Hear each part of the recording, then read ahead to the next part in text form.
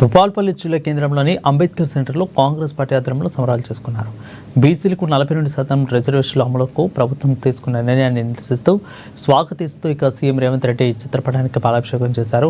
సామాజిక న్యాయంతోనే అభివృద్ధి సాధ్యమని ఎమ్మెల్యే గండ్ర సత్యనారాయణరావు అన్నారు.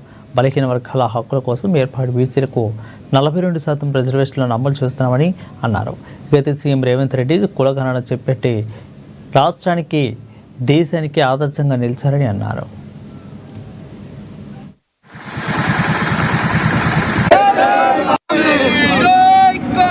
తొంభై 96 కులాలతో కలిగినటువంటి బీసీ కులస్తులు ఈరోజు 42% కావాలని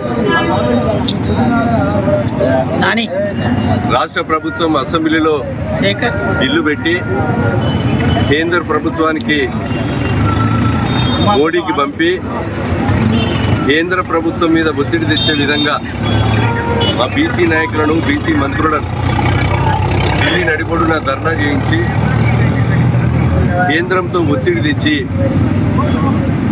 బీసీ కులగణన ప్రారంభించడం జరిగింది. కానీ బీసీ కులగణన కాలయాపన చేస్తూ కేంద్రం ఈరోజు చట్టబద్ధత లేకుండా దాన్ని నిర్వీర్యం చేసే పరిస్థితి కేంద్ర ప్రభుత్వం చేస్తూ ఉంది.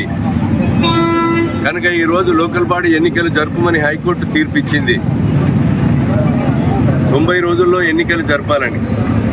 ఆ ఎన్నికల్లో గౌరవనీయులు రాష్ట్ర ముఖ్యమంత్రి రేవంత్ రెడ్డి గారు, మా భట్టి గారు, మంత్రివర్గం, క్యాబినెట్ అంతా కూర్చొని 4 గంటలు చర్చించి ఈరోజు న్యాయ నిపుణులతో చర్చించి అడ్వకేట్ జనరల్ సహకారంతో సూచనలు తీసుకొని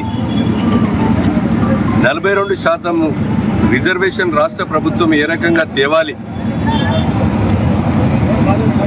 అని ఈరోజు న్యాయ నిపుణులతో సలహాలు తీసుకొని అమలు చేస్తామని క్యాబినెట్ తీర్మానం చేసి జీవో కూడా తీసుకొస్తుంది.